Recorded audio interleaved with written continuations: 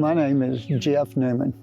Well, at this current time, I'm sitting on these stairs that were the back door to the Ishkooda No. 14 bathhouse. In the very early days of the mines before the 1920s, there were generally, bathhouses were rare, if any. So mostly the miners would come to work, they would go home dirty. Of course, the homes that they're going home to had no indoor plumbing, so they were getting their water source from a community water faucet or well, and so they would just basically go home dirty and then have to take a bath in a tub in the backyard.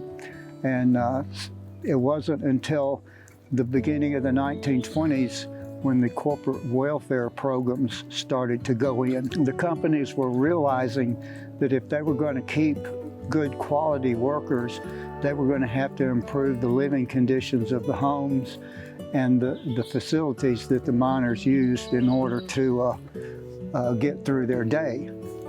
So that was a big improvement, and all of this worked towards improving the attitudes of the workers. They felt more confident that the company actually cared about them. Now, the hard fact of it is the company was doing it to make more profits.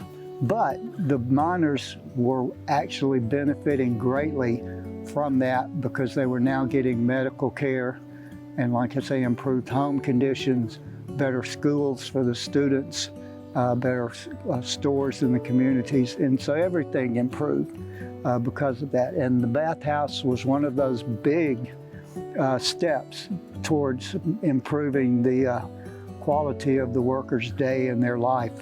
When they came to their shift in the mornings, they would go in the bathhouses and they had buckets that hung from chains on the ceiling, and on the bottom of these buckets were sheets of tin that were 15 by 24 inches long.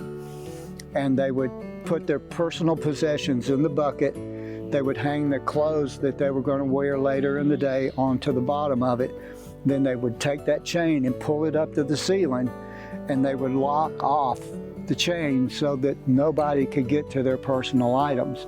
So they went in the bathhouse before the shift, and they went into the bathhouse after the shift. The bathhouses were built in the 1920s. That was during the period of segregation. So when they built the mines, bathhouses, they were designed for segregation. So if you go around to the other side of this building, you will notice there are two sets of stairs that go into the front of the building. Over one set of stairs would have said colored, above the other set of stairs would say white. And so they were segregated, just as the community's housing sections were segregated in the mining camps also. Now, after talking to miners over the years who had actually worked here, the consensus of the people I talked to is that in the mines, even though there was segregation above ground, underground when the miners were working, they got along very well. They depended on each other for their safety, so they were able to develop good relationships.